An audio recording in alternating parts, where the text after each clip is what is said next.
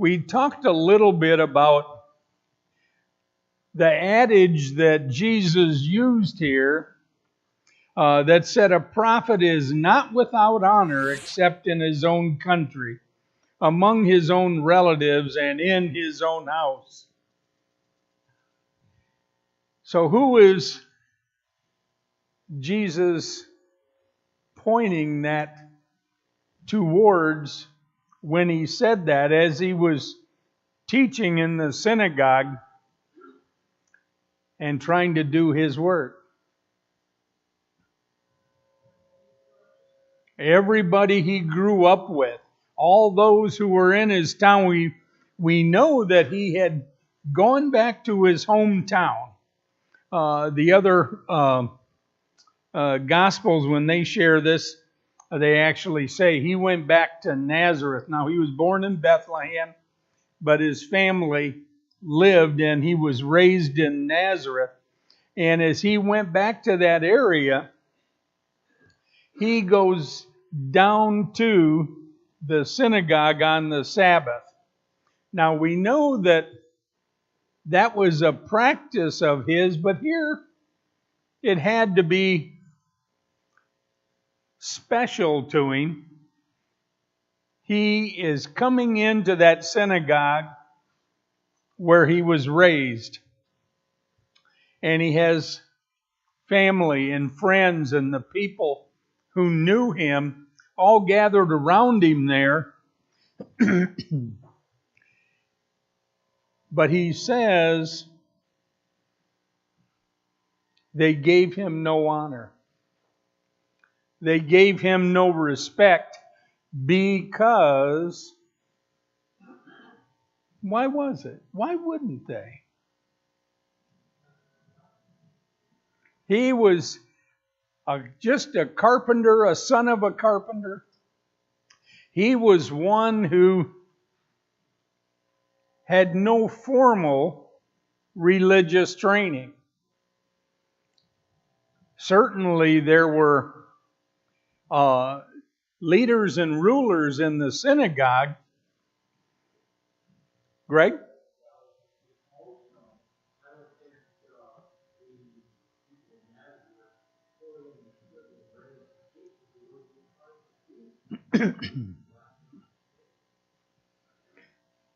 Yes, they certainly, because now this isn't the time and place where he just began his ministry. He had been traveling around. He had been preaching and teaching and healing people. And if we just look back into chapter 5 that we looked at for the last few weeks, we have those 3 examples of the miracles he performed. And people had followed him to the point where he was, it says in verse 31, he was thronged when he was going to the synagogue officials in that town. It doesn't tell us where it was. When he was going to heal Jairus' daughter. And as they continued to move about, they were just crowding around him. They wanted to get close to him. They wanted to hear what he had to say. And then he comes home, and it tells us in verse 3, so they were offended at him. Who does he think he is? You know, the other people that you have been preaching and teaching to all this time, they don't know you like we know you. Offended in the New King James. What do you have? Astonished? And what's that, the NIV? Okay. Anyway, it doesn't sound all that positive. Yes, Dave.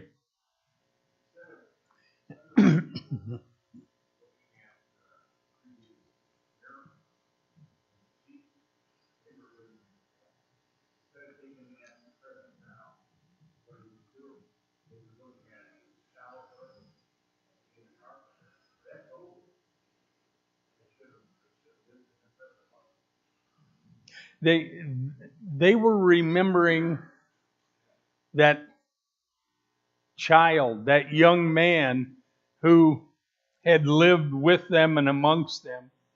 And we're looking at it from that aspect, you're right. And as they were thinking to themselves about who he was, they're looking at his family. They're saying, we know him, we've known him. In verse 5, Jesus gives us some insight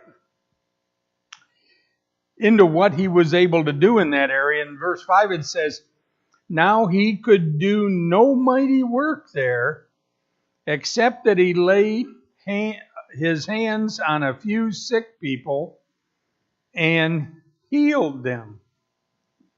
He couldn't do the great healing, couldn't do the teaching. They wouldn't accept it. So he was hindered in his work. And perhaps that sounds a little odd to us. Jesus was hindered because of these people who were familiar with him as he was growing up. And verse 6 says, and he marveled because of their unbelief.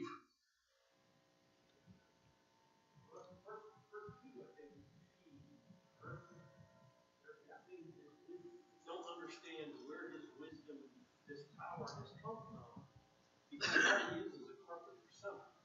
So that leads them to their disbelief or their unwillingness to accept what he's doing, because they can't fathom or they can't understand where this wisdom and power is coming from.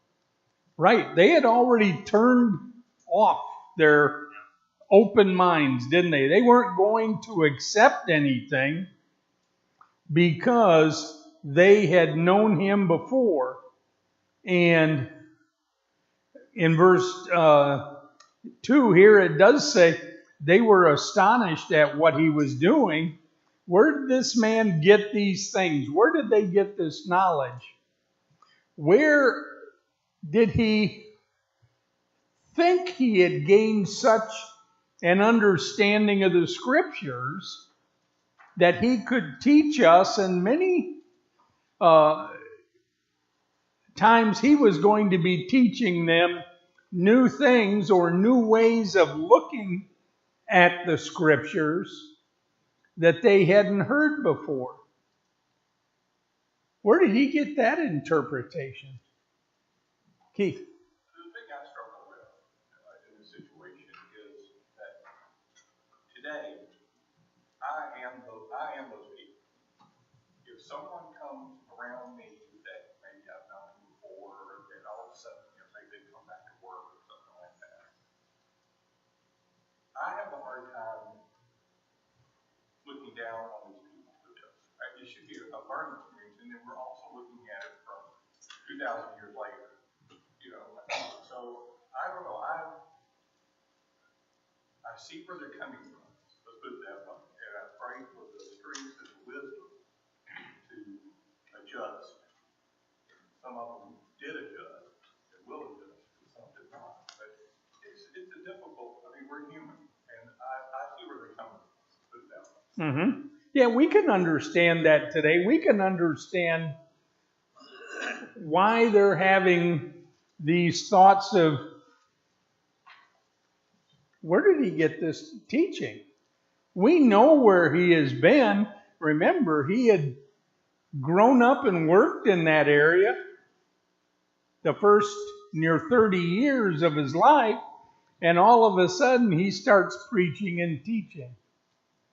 And they had heard that he was doing these wonderful things and doing these miracles, because the scriptures tell us that he became known around the whole area. And now he comes home and they're saying, we know who this guy is. Kathy? It's kind of interesting because, when we have somebody that comes back to their hometown and they've made made something of themselves.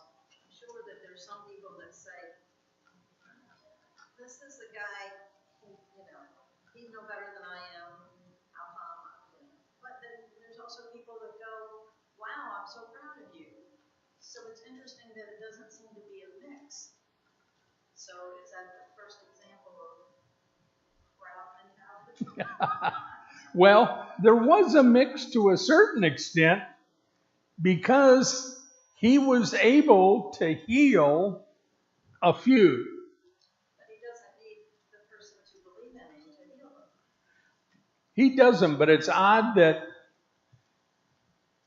it's written this way for this particular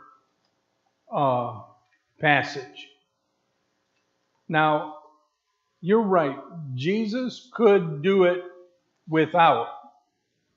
But here, and if we look back in chapter 5, where we look at the three examples we have in the healings in chapter 5,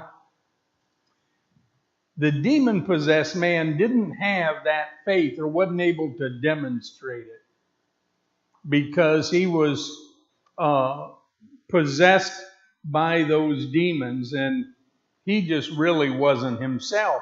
But if we take a look at the other two examples we have there, the woman who was healed and Jairus, the synagogue official's daughter, Jairus had the faith to be healed. Let's take a look at a couple other passages. Let's take a look at Matthew 13:58.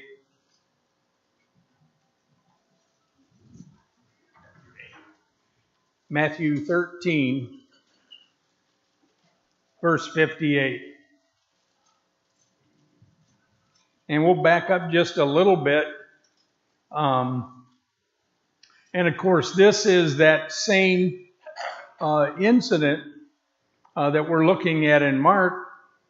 Matthew also records it, saying,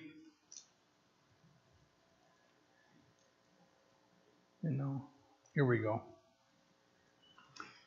Matthew, we'll start at 57. So they were offended at him, but Jesus said to them, a prophet is not without honor except in his own country and in his own house. Now he did not do many mighty works there because of their unbelief. But let's take a look at Mark chapter 5. Well, I'll tell you what, let's not go there. Let's go to Luke chapter 17, beginning in verse 7.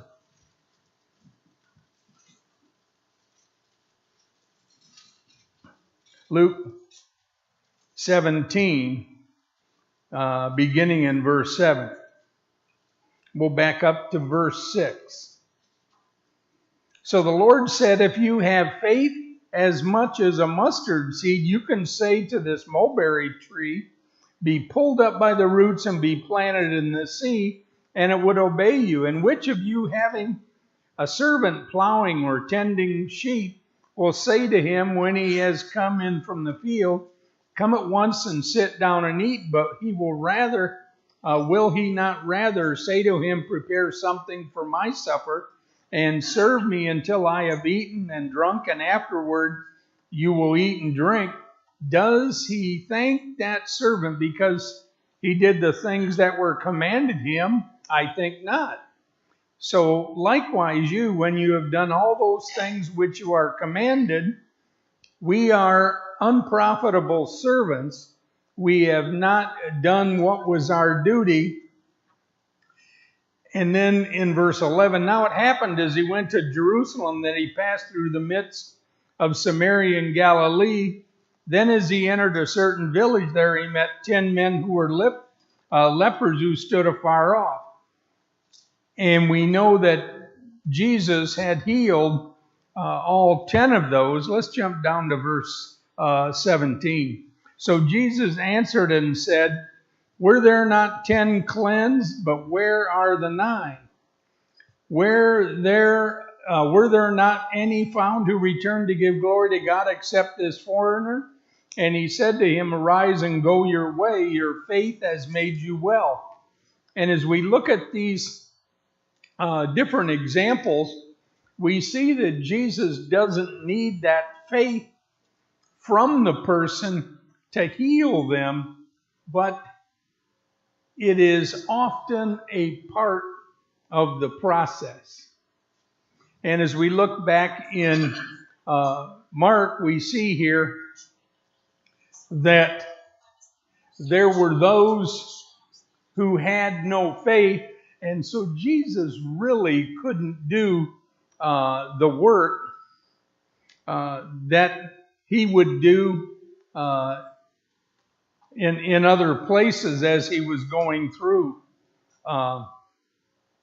in teaching and preaching and healing in Galilee. The minute he went to Nazareth, it could have been because they knew who Jesus was. They weren't bringing people to him. People didn't come to him for that healing because they didn't have faith in him. They didn't recognize him as one who could do it. So there is a certain amount of faith to come to Jesus and to give him the opportunity to heal you because you recognize who he is. But he said they did do some as he went through that area. Did I skip over any questions? Dave? You know, this is an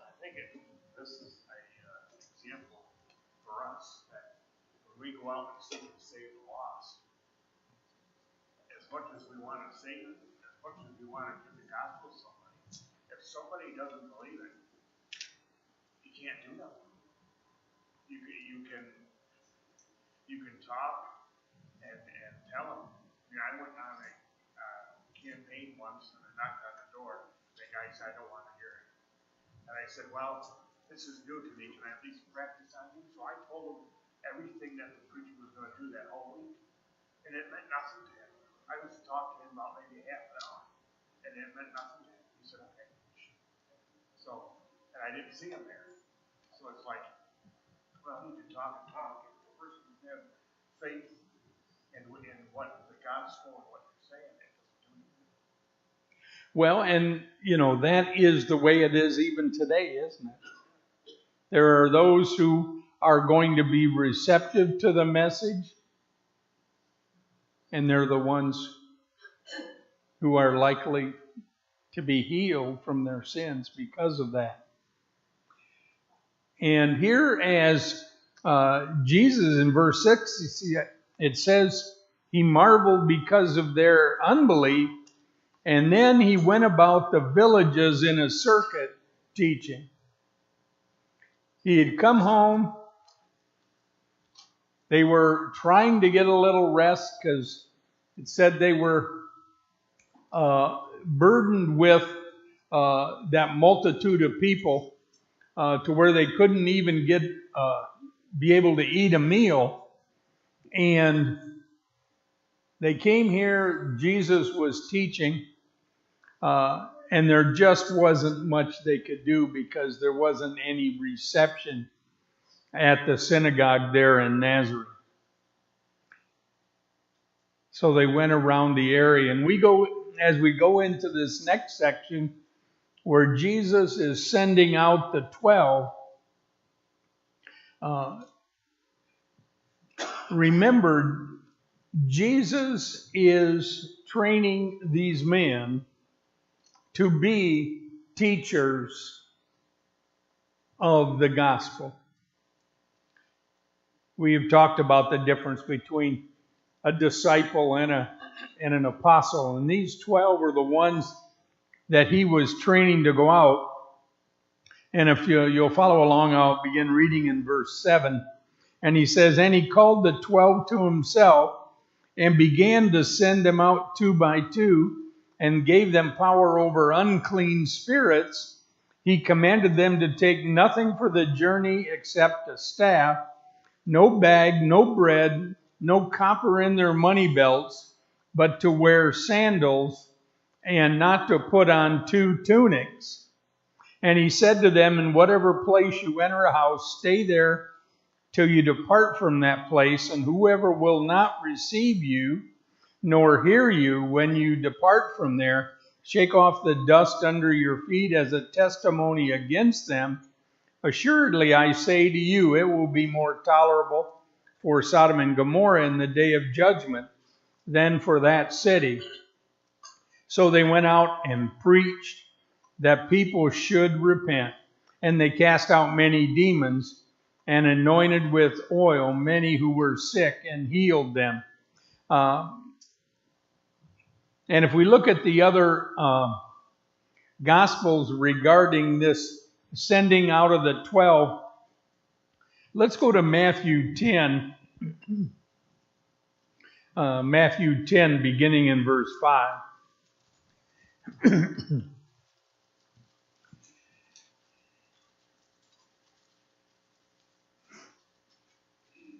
"And Jesus said, do not go into the way of the Gentiles, and do not enter a city of the Samaritans, but go rather to the lost sheep of the house of Israel. And as you go, preach, saying, the kingdom of heaven it is at hand. Heal the sick, cleanse the lepers, raise the dead, cast out demons. Freely you have received, freely give. Provide neither gold nor silver or copper in your money belts, no bag for your journey, nor 2 tunics, nor sandals, nor staff, for a worker is worthy of his food." So they had specific instructions from Jesus on who to go to, who not to go to. They were to go to the lost of Israel, and we know at this time, to Jesus, that meant all of Israel. They weren't going to have to search out and see, are you lost or are you not lost? Jesus considered all of Israel lost. So go to Israel. Don't go to any Gentiles. Don't go to the Samaritans. And it wasn't just healing the sick that they were able to do, cleansing lepers, raising the dead, casting out demons, and do all of this with no compensation. So it's like, take nothing with you to provide for yourself, and don't accept any pay for what you're doing. And why would he do that? I beg your pardon?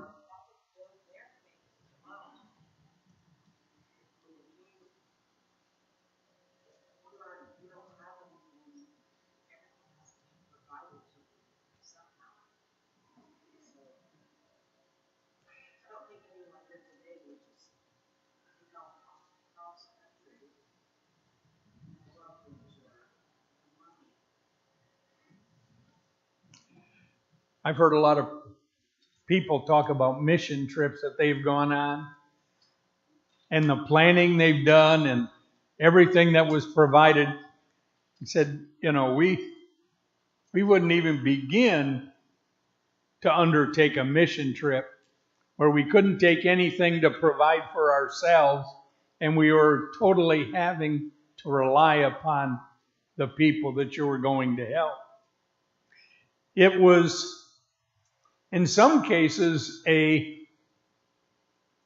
preparation for the apostles for when their ministry, they were going to be accepted by many,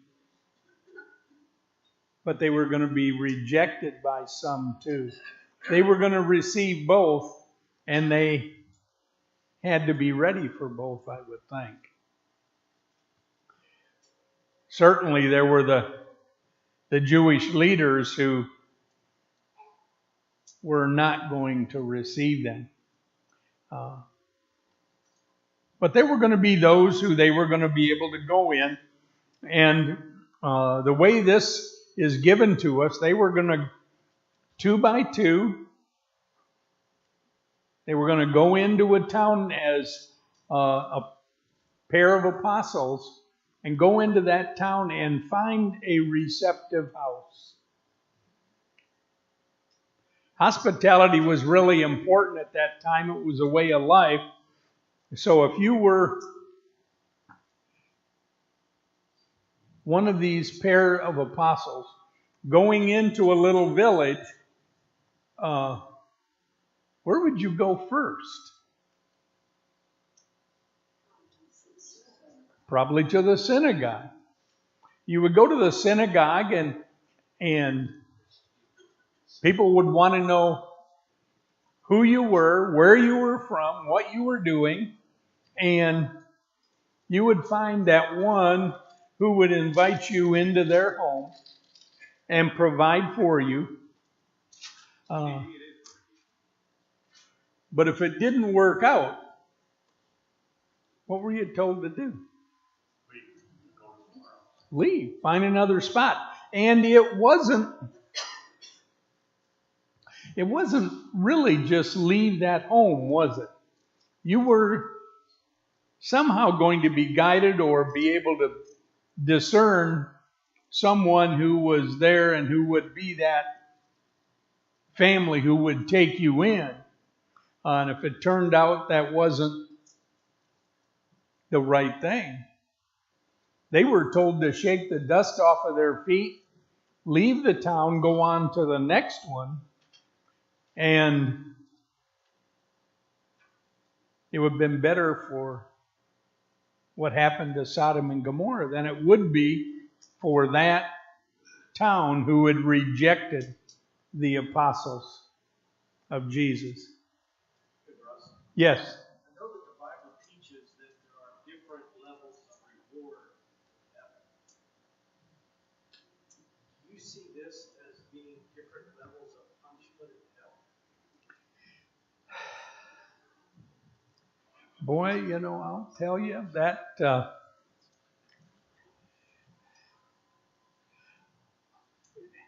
there may very well be, or it may just be that is going to be no better for them than it would have been for these cities that lived in such sin that God destroyed them.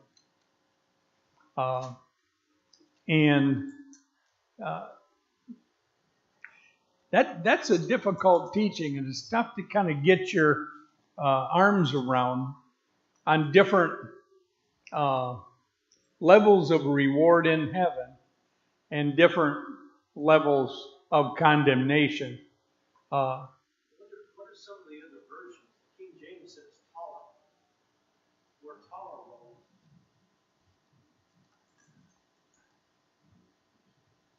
Do we have somebody that's got... Yes. Luke chapter 12 and verse 47. Luke 12:47, it says, "And that servant who knew his master's will and did not prepare himself or do according to his will shall be beaten with many stripes. But he who did not know yet committed things deserving of stripes shall be beaten with few. For everyone to whom much is given, from him much will be required, and to him much has been committed of him, they will ask the more." So I think that might have some type of answer to that question. Well, I think there's a lot of things that point to that. It's hard to kind of get your head around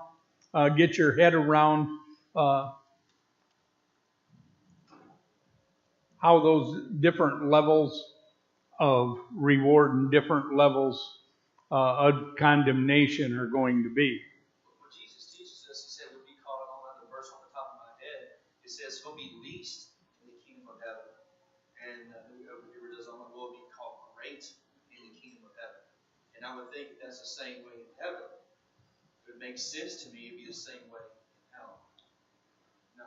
Well, and you know, we know that there are, and I don't really want to spend too much time on this because it's a great study on its own, but we know that there are heavenly beings. We know that there are angels. We know that there are archangels. Scriptures tell us that. We know that there are angels who have somehow sinned in heaven to where they've been cast down. Satan and all of his angels. And so we know it's there. To give you a detailed understanding of all of that, how that is going to work, we can take the scriptures for what they say because we know they are infallible. But I'm not ready to say this is the way it is and this is how we know. You can look at the scriptures and you can see that there is some difference there for that. I'm looking at Kaufman, and he says, why were the sins of Sodom and Gomorrah less reprehensible than the sins of cities and villages that rejected the apostles? Simply because they sinned in ignorance, whereas the cities of Jesus sinned against the light. And with Sodom and Gomorrah didn't know. I don't know. The judgment is an expression often used by Christ to refer to the final reckoning of all mankind with a great white throne out. So I don't. He says Sodom and Gomorrah sinned in ignorance. These people were told what to do, and as far as repentance. That's. But like you said, let's move on. Let's do, because Sodom and Gomorrah and these cities were both under the old law. The teaching was different as far as repentance and stuff. I guess that's what he's saying. Yeah, let's move on. That's okay.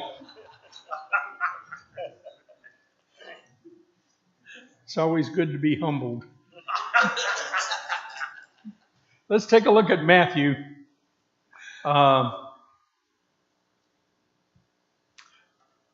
Well, we just looked at that. Let's take a look at Luke chapter 9, verses 1 through 6.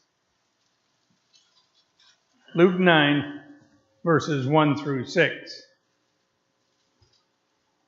And again, it's a different gospel regarding that sending out of the 12. And it says, and then he called his 12 disciples together and gave them power and authority over all demons and to cure diseases.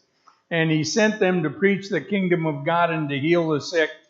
And he said, take nothing with you.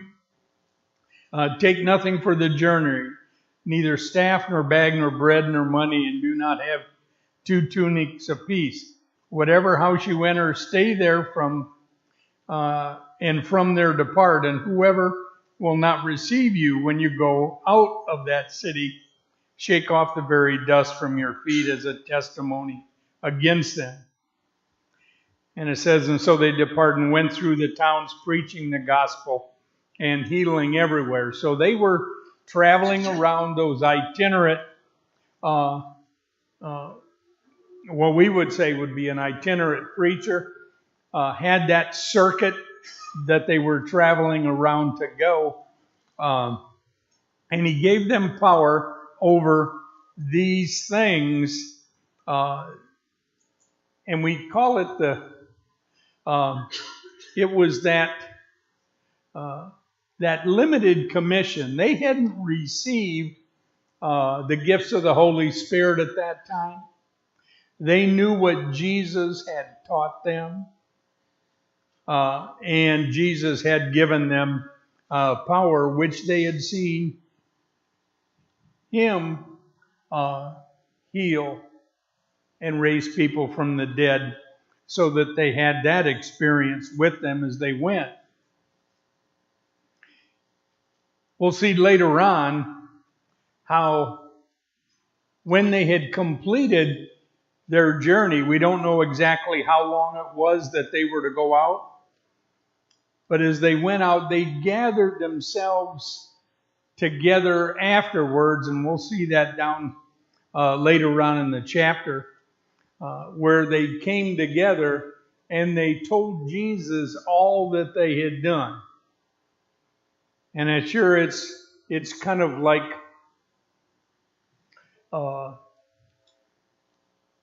a mission trip, sending them out on this mission and coming back, and you discuss what went well. Did you have any problems? What cities did you go to? It's different from in Luke chapter 10, where Jesus sent the 70 out. That was a total different mission for the 70. The 70 were going out ahead of Jesus, preaching and teaching in towns between Galilee and Jerusalem, and preparing the people in the on the path that Jesus was going to take, traveling from Galilee to Jerusalem. They were like Jesus' advance party. And this obviously was the disciples that had been traveling with Jesus, because the apostles stayed with him. He was going to those towns along the way, so we don't really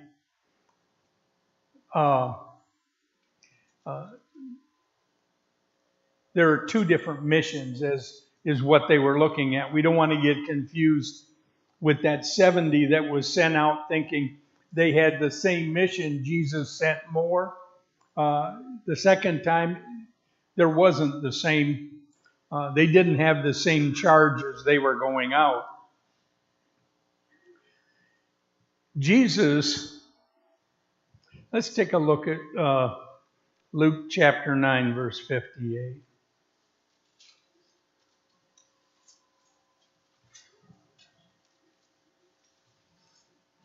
Well, let's back up to 57.